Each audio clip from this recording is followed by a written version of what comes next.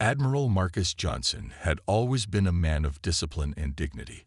A decorated Navy officer with over 2 decades of service, he carried himself with the kind of quiet confidence that commanded respect without demanding it. On this particular day, however, his calm demeanor would be tested in ways he hadn't anticipated. The morning started like any other, packing his bag, grabbing a quick coffee, and heading to the airport for his flight home after attending an important military conference. He was dressed casually, opting for jeans and a simple polo shirt instead of his uniform, as he preferred blending in during personal travel. As Admiral Johnson approached the gate, he felt no different from the dozens of other passengers waiting to board. His phone buzzed occasionally with messages from colleagues thanking him for his contributions at the conference earlier that week. He smiled faintly, proud of the work they'd accomplished together. But just as he handed his ticket to the gate agent, the atmosphere shifted unexpectedly. A woman standing nearby, her designer sunglasses perched on top of her head and her designer handbag slung carelessly over one shoulder, suddenly spoke up. "Excuse me," she said loudly, her voice sharp enough to cut through the hum of pre-flight chatter. Everyone turned to look, including Admiral Johnson. She pointed at him accusingly. "Are you sure you're supposed to be here?" Her tone dripped with condescension, and her eyes scanned him from head to toe, lingering on his casual attire as if it somehow invalidated his presence. The Admiral blinked, momentarily caught off guard. Before he could respond, the woman continued, raising her voice even higher. "This is first class. You might want to double-check your ticket before causing any trouble." Her word hung in the air, heavy and loaded with implications. Trouble? What trouble? All he'd done was hand over his boarding pass. Yet the way she said it made it sound like he didn't belong. Not in first class, not on this plane, not anywhere near people like her. Other passengers began to take notice now, their heads swiveling between the Admiral and the woman. Some looked curious, others uncomfortable. A few exchanged glances, silently wondering what exactly was happening. Admiral Johnson remained composed, though a flicker of frustration passed across his face. He wasn't unfamiliar with prejudice. As a black man who had risen through the ranks of the Navy, despite countless obstacles, he knew all too well how quickly assumptions could cloud judgment. Still, something about this moment felt particularly jarring. Here he was, simply trying to catch a flight, and already he was being treated as if he were out of place. Karen, the woman causing the scene, seemed oblivious to the growing tension around her. She folded her arms across her chest, her expression smug, as if daring anyone to challenge her. "I'm just saying," she added, lowering her voice slightly but still loud enough for everyone to hear. "Some people get confused about where they're supposed to sit. It happens." Her implication was clear. People like him didn't belong in first class. Admiral Johnson tightened his grip on his carry-on bag, his jaw set firmly. This wasn't going to end well, he thought grimly. Little did he know, this was only the beginning. The gate agent, a young man with a nervous habit of fidgeting with his pen, looked caught between following protocol and appeasing Karen's demands. He glanced at Admiral Johnson's ticket, then back at Karen, his discomfort palpable. The Admiral could see the hesitation in his eyes, the internal struggle of whether to stand firm or cave under pressure. Unfortunately, it didn't take long for him to make his choice.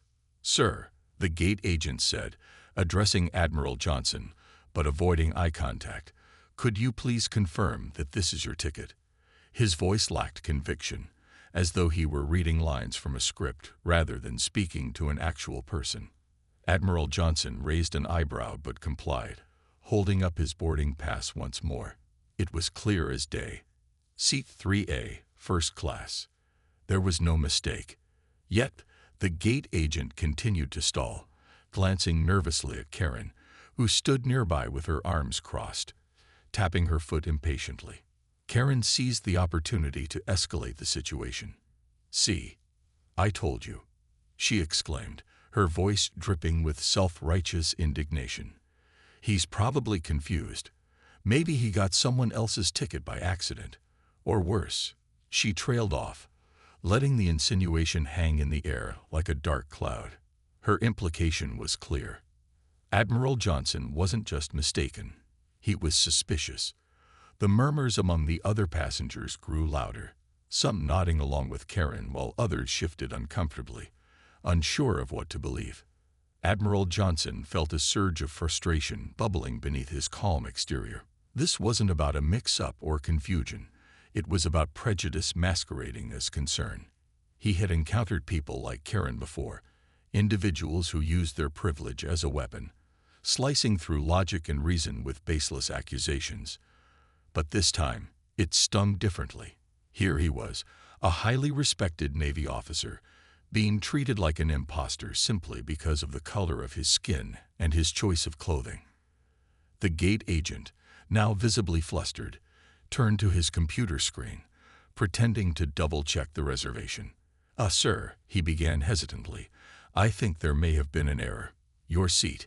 It seems to be listed as economy." Admiral Johnson stared at him, incredulous. Error? How could there be an error when the ticket in his hand clearly stated otherwise? He opened his mouth to protest, but Karen cut him off before he could say a word. "Oh, thank goodness we caught that," she said, her tone dripping with fake relief. Now everything can go back to normal.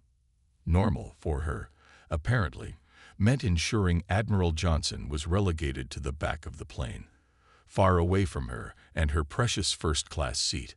Her satisfaction was evident as she smirked triumphantly, convinced she'd won this little battle of wills. Meanwhile, Admiral Johnson felt the weight of the situation pressing down on him. Every second that passed made it harder to maintain his composure. He knew he could argue, demand answers, or even pull rank right then and there. After all, his credentials spoke for themselves. But doing so would only give Karen and the gate agent more ammunition to twist the narrative, to paint him as aggressive or unreasonable. So instead, he took a deep breath, forcing himself to stay calm despite the storm brewing inside him. As the gate agent handed him a new boarding pass for an economy seat, Admiral Johnson accepted it silently, his expression unreadable. He could feel the eyes of the other passengers boring into him, some sympathetic, others judgmental. The injustice of it all gnawed at him, but he refused to let it show. For now, he decided to bide his time. Little did Karen, or anyone else, know, the real story was far from over. And when the truth came out, it would leave everyone speechless. In the months following the flight, Admiral Marcus Johnson's life changed in ways he hadn't expected. What began as a deeply personal and humiliating encounter transformed into a platform for advocacy and change. Though he never sought fame or recognition, his calm demeanor and unwavering dignity during the incident resonated with people across the globe. He became a symbol of resilience, a living testament to the idea that grace under pressure could inspire others to confront their own biases and take action against injustice. Admiral Johnson used this newfound visibility wisely. He traveled extensively, speaking at conferences, universities, and corporate events about the importance of diversity, inclusion, and systemic reform. His speeches were powerful yet relatable, blending his personal experiences with actionable advice. "I didn't choose this moment," he often said, "but if it can help spark meaningful conversations, then I'll embrace it." Audiences listened intently, hanging on his every word, moved not just by his story, but by his determination to turn a negative experience into something positive. The ripple effects of that single flight continued to spread far beyond social media trends or news headlines. Corporations reevaluated their hiring practices, implementing stricter anti-discrimination measures and mandating bias training for employees. Airlines, including the one involved in the incident, introduced new protocols to prevent similar situations from occurring again. Passengers reported feeling more empowered to speak up when witnessing discriminatory behavior, knowing that collective accountability could drive real change. For many, Admiral Johnson's story served as a catalyst, a wake-up call to examine their roles in perpetuating inequality, whether consciously or unconsciously. Karen, on the other hand, faded from public view almost entirely. The backlash she faced proved too much for her to recover from publicly.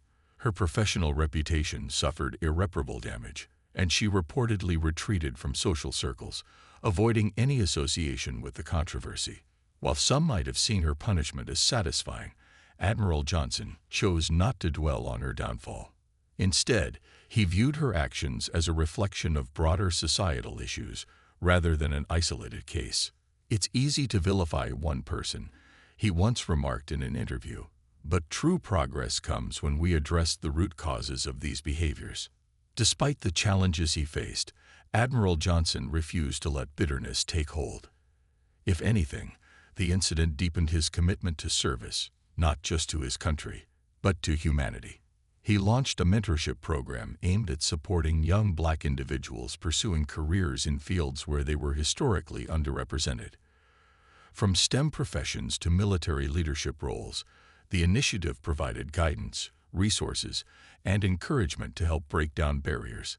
It was his way of ensuring that future generations wouldn't face the same obstacles he had endured. As time went on, Admiral Johnson returned to his routine, balancing his duties as a Navy officer with his growing role as a public advocate. Yet he remained humble, always deflecting praise onto those who had stood beside him.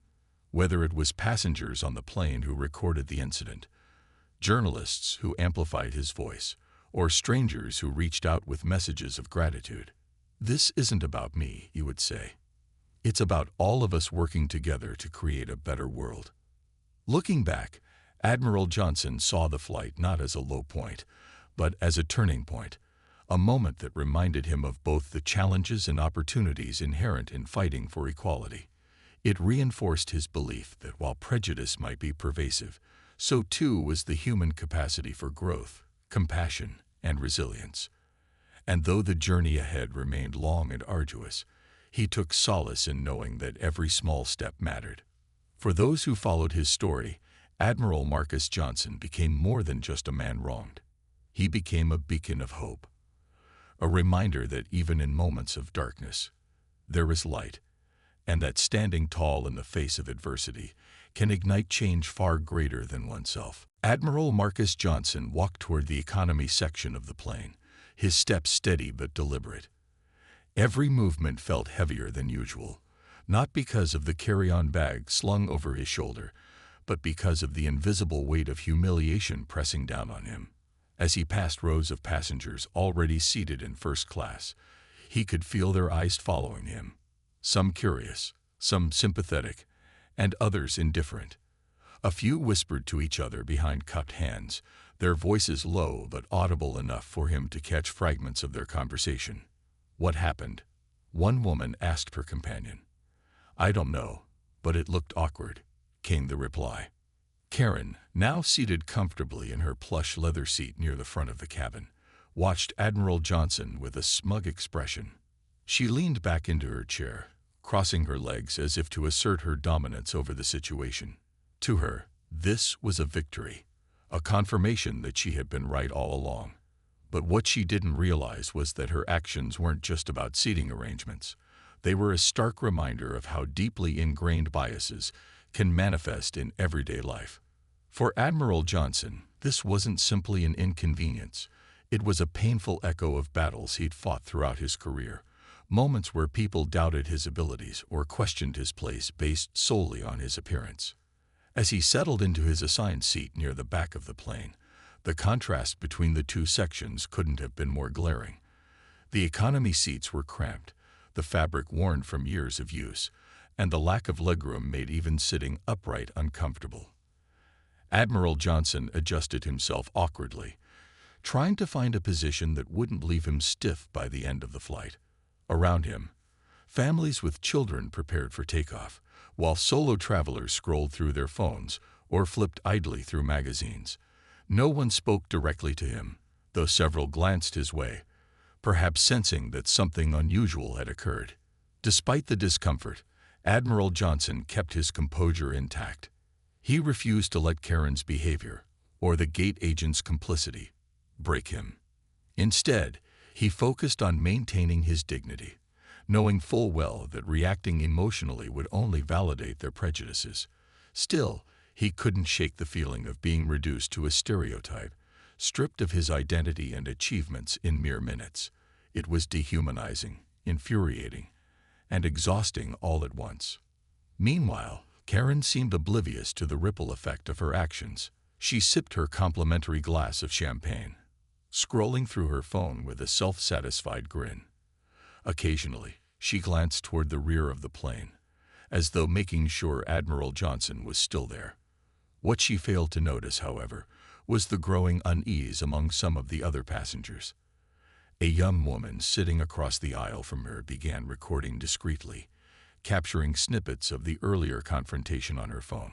Another passenger snapped photos of Admiral Johnson's new boarding pass, which clearly showed his original first-class reservation, crossed out and replaced with an economy seat number. These small acts of resistance offered a glimmer of hope amidst the chaos. While most people remained silent, unwilling to intervene, a handful recognized the injustice unfolding before them. Social media, after all, had become a powerful tool for holding individuals accountable, and within minutes of the incident, posts about the altercation began popping up online.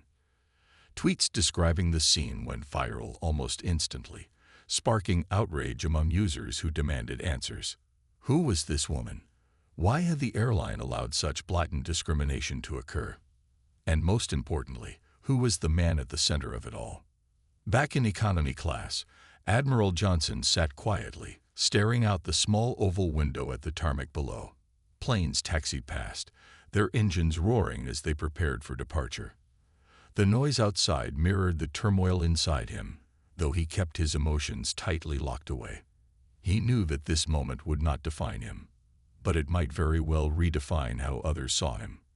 Little did Karen, or anyone else on the plane, know Admiral Johnson's story was far from ordinary, and when the truth finally came to light, it would change everything. By the time the plane touched down, the story of Admiral Marcus Johnson and Karen's discriminatory behavior had already exploded across social media. Videos, photos, and first-hand accounts from passengers painted a vivid picture of what had transpired at the gate and on board the flight. News outlets scrambled to cover the incident, with headlines like, "Navy Admiral wrongfully denied first-class seat after racist confrontation," dominating morning shows and online platforms. The airline, caught in the crossfire, issued an immediate public apology, acknowledging the mishandling of the situation and promising a full investigation. The fallout for Karen was swift and severe.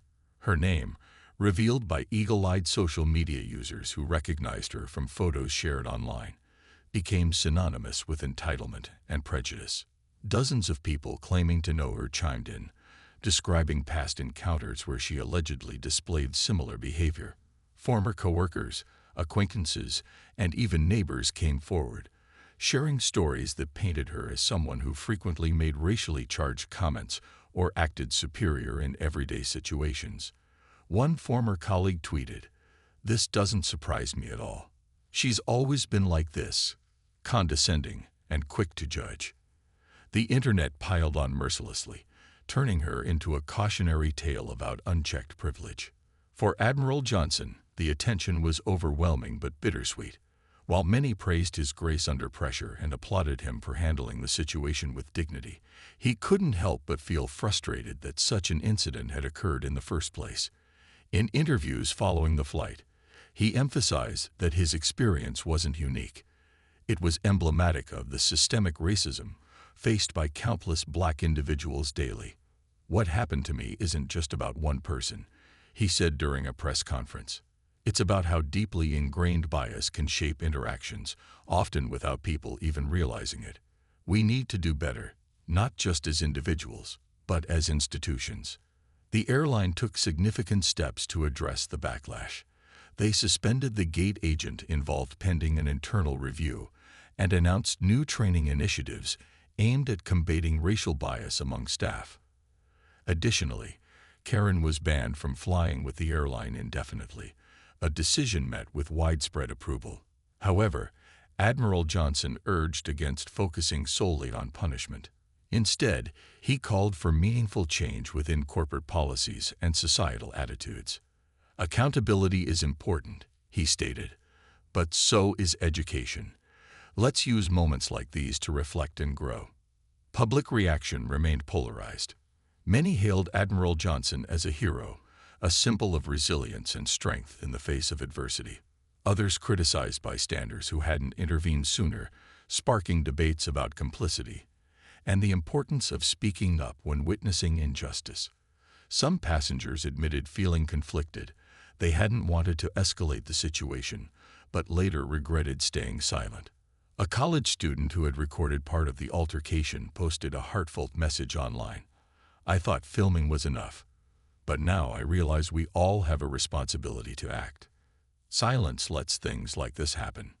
Meanwhile, Admiral Johnson found himself thrust into the spotlight in ways he hadn't anticipated. Invitations poured in, from talk shows eager to feature him, organizations seeking his insights on diversity and inclusion, and schools wanting him to inspire students. Though initially hesitant, he accepted some offers, viewing them as opportunities to drive positive change.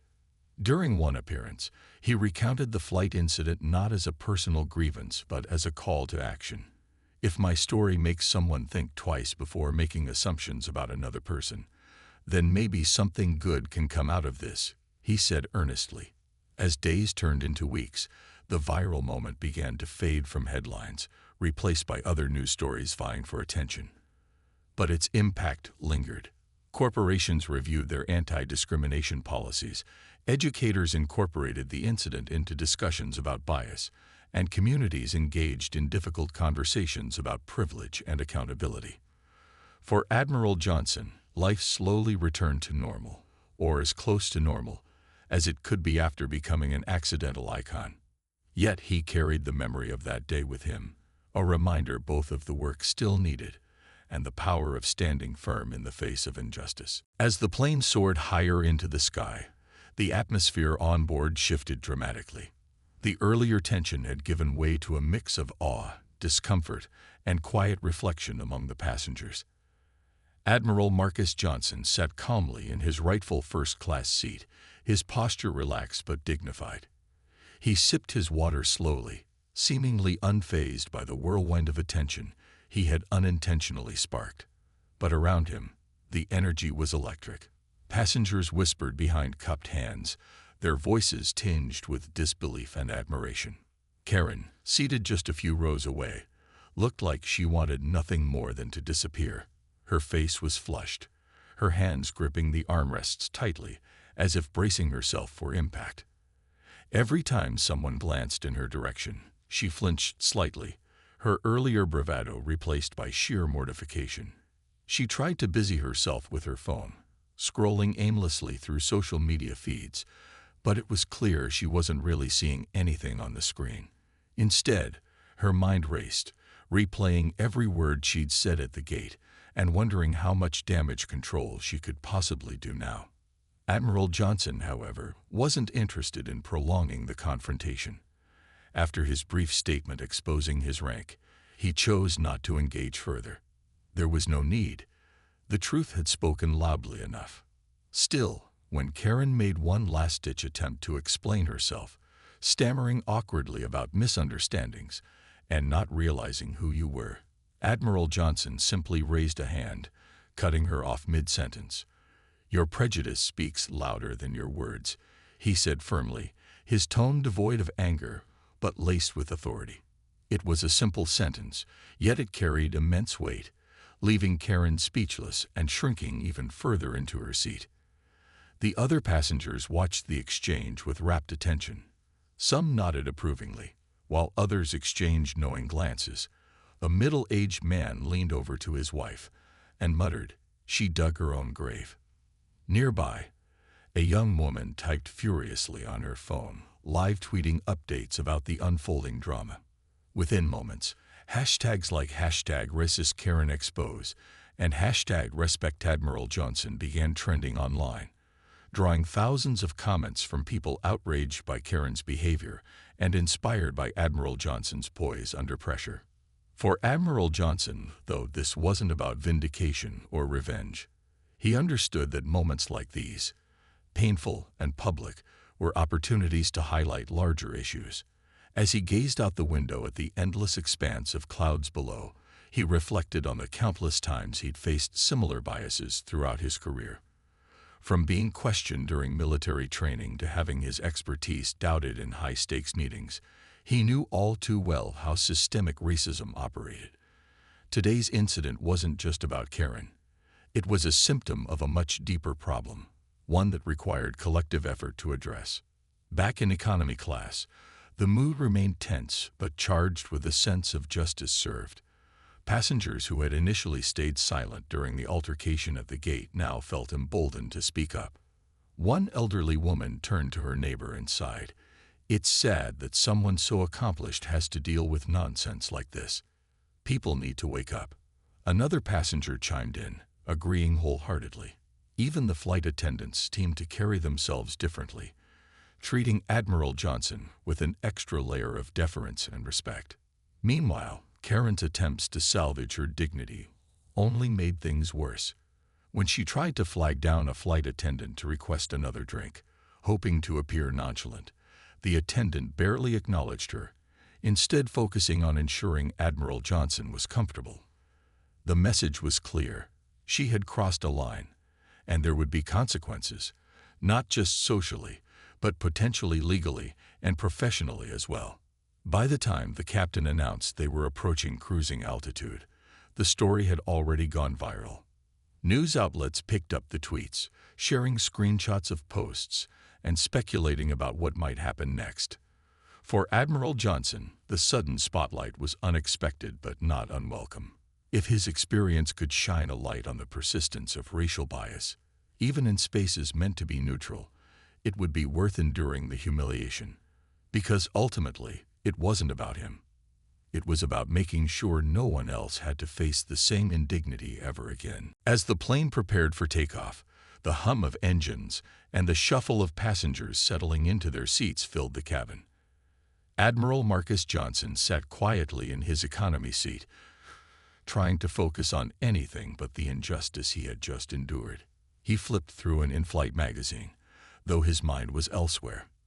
The weight of what had happened still lingered, a bitter reminder that no matter how far he had come in life, there were moments when people would judge him not by his accomplishments, but by the color of his skin.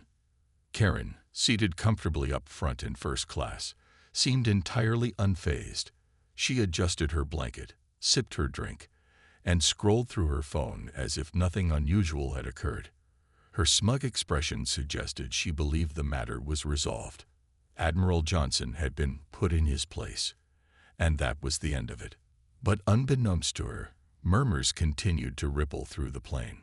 Passengers whispered among themselves, piecing together fragments of the earlier confrontation at the gate. Some expressed disbelief, others anger, and a few even admiration for how calmly Admiral Johnson had handled the situation. It was then that something unexpected happened. A young woman seated near Karen leaned over to her travel companion and said, loud enough for nearby passengers to hear, "Did you see what just went down? That guy got kicked out of first class because of her." She gestured subtly toward Karen, who was too engrossed in her phone to notice. The young woman pulled out her own phone and began typing furiously, sharing details of the incident on social media. Within moments, photos of Admiral Johnson's altered boarding pass began circulating online, accompanied by captions like, "Racism at 35,000 feet," and "This is wild." The buzz grew louder as more passengers joined the conversation. A middle-aged man sitting across the aisle from Admiral Johnson turned around and asked softly, "Excuse me, sir, are you okay? That whole thing back there, it didn't seem right." Admiral Johnson offered a polite smile, nodding slightly. "I'm fine," he replied, his tone measured and calm. "Thank you for asking." Though brief, the exchange seemed to reassure the man, who nodded back before turning to share what he'd learned with the person next to him.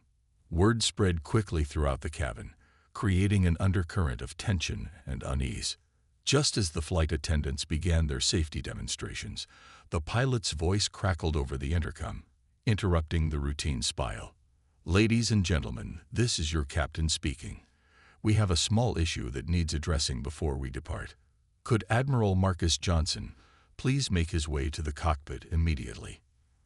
The announcement sent a ripple of shock through the plane. Passengers exchanged wide-eyed glances, whispering excitedly. Who was this man? Why did the pilot need to speak with him personally? Admiral Johnson froze for a moment, caught off guard by the sudden call-out.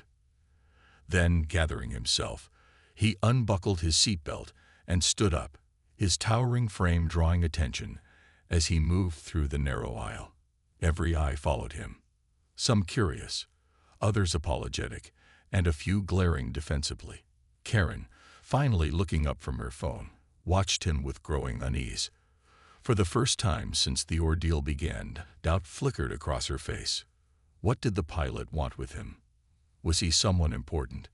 Her confidence wavered, though she tried to mask it by pretending to busy herself with her drink.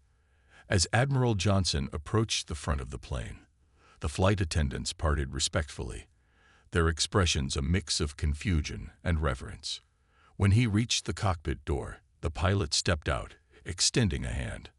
Admiral Johnson, thank you for coming forward, the pilot said warmly. There seems to have been a misunderstanding. Please allow us to escort you to your rightful seat in first class. The words hung in the air, heavy with meaning. Passengers craned their necks to catch a glimpse of the scene unfolding before them. Admiral Johnson nodded graciously, his composure unshaken, as the pilot led him toward the premium section of the plane. For Karen, the moment was excruciating. As Admiral Johnson passed her row, their eyes met briefly. His gaze was steady, unreadable, yet piercing enough to make her shrink into her seat. The reality of her actions began to sink in. She had picked a fight with someone far above her station, both literally and figuratively. And now, everyone knew it. The whispers intensified, and though no one said a word directly to her, the collective judgment in the air was suffocating. Little did she know, this was only the beginning of the reckoning. The pilot's announcement echoed through the cabin, leaving a stunned silence in its wake. Passengers exchanged glances, their curiosity piqued by the mention of Admiral Marcus Johnson. Who was this man? Why had the captain personally intervened to correct the seating arrangement? As Admiral Johnson followed the pilot toward the first-class section, the tension on the plane became almost tangible. Every step he took down the narrow aisle felt like a slow reveal, a moment of truth that no one could look away from. Karen, seated near the front of the plane, fidgeted nervously in her seat. Her earlier confidence had evaporated, replaced by a growing sense of dread. She watched as Admiral Johnson moved closer, his presence commanding respect even without saying a word. When their eyes met briefly, she quickly looked away, unable to hold his steady gaze. It was clear now that she had underestimated him, and badly. The realization hit her like a freight train. This wasn't just some ordinary passenger she had accused of being out of place. This was someone important, someone whose rank and reputation far exceeded anything she could have imagined. As Admiral Johnson reached the first-class section, the pilot gestured for him to take his original seat -3A, the premium spot he had paid for and deserved all along. Nearby passengers in first class couldn't help but stare, their expressions a mix of awe and disbelief. One older woman leaned over to her husband and whispered, "Did you hear that? He's an admiral."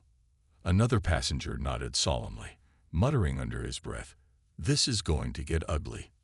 But Admiral Johnson didn't immediately sit down. Instead, he paused for a moment, standing tall and composed as every eye in the cabin remained fixed on him.